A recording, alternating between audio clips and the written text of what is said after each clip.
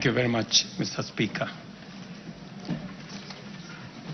The Honorable Speakers of Parliament,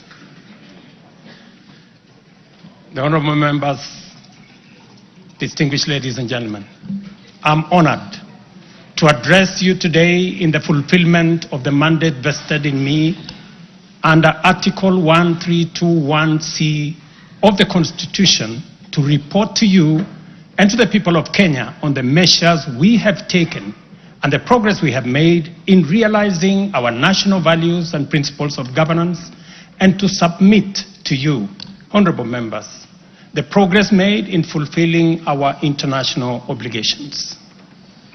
Since my last address, Kenya has undergone rapid change, occasioned by the collective awakening of the people in the understanding that the state of nation depend on the work we do individually and collectively.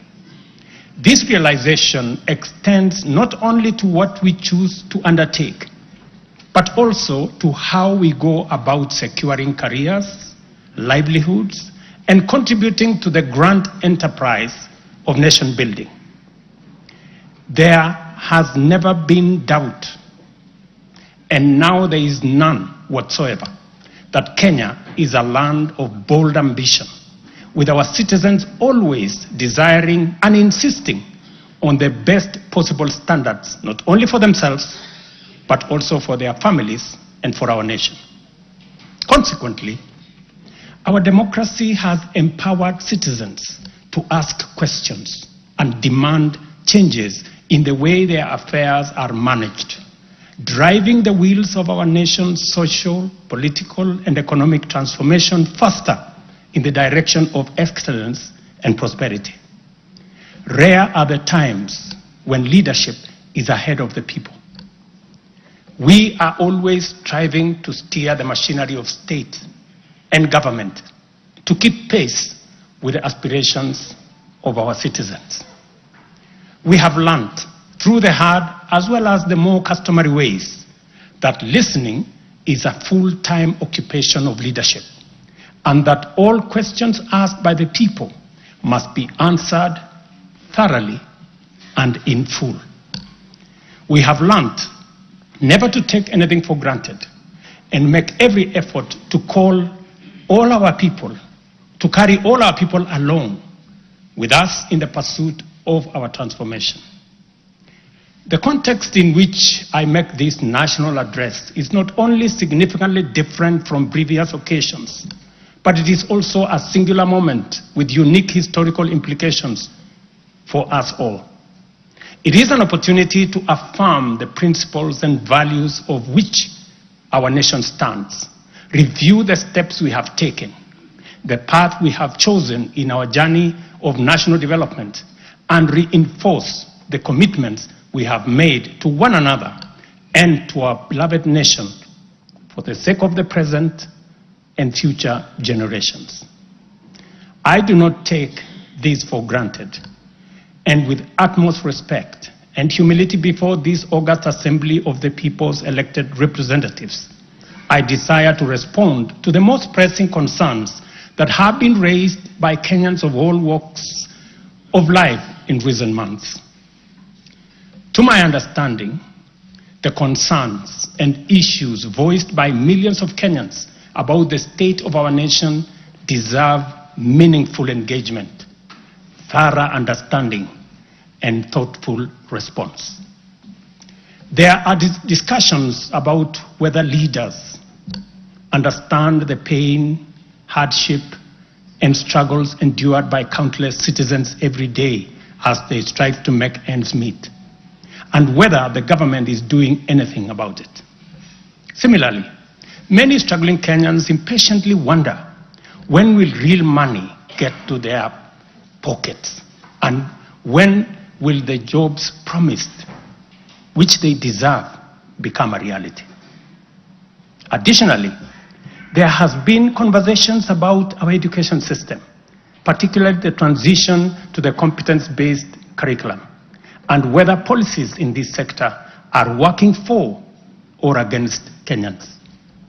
Important questions have also been raised concerning the direction of development in relation to democracy, human rights, and fundamental freedoms, as well as the rule of law, transparency, and accountability.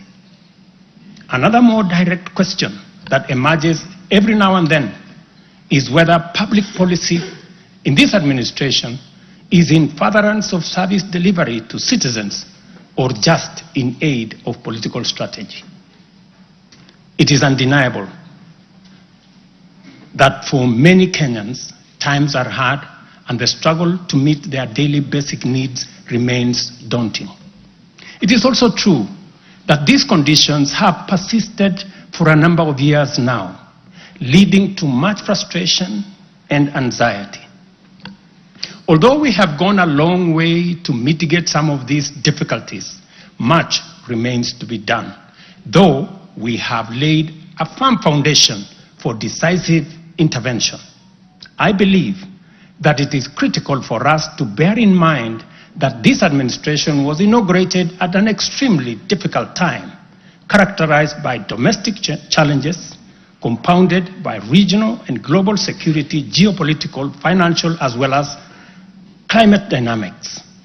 As a result, in 2022, the country's total debt burden was not only immense, but it was also stacked up in the most burdensome manner, leaving very little room for investments in public service or development of critical infrastructure.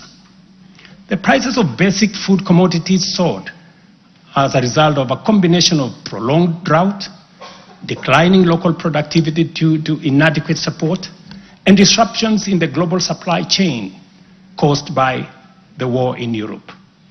Kenya faced a crossroads of extremely difficult choices, where defaulting on our obligations would have significantly worsened an already perilous situation, and more borrowing was not an option.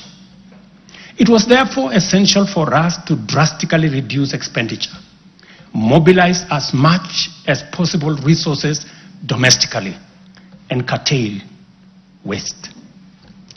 As I informed the nation then, matters were going to get more difficult before they could get better. And we all had to tighten our belts and work hard under very unforgiving conditions. We had staked the fate of our ambitious bottom-up economic transformation agenda on easing the stress that the economy was in and the strain citizens underwent, while creating room for the implementation of our transformative interventions. Members, I give this background to underscore two very important facts. First,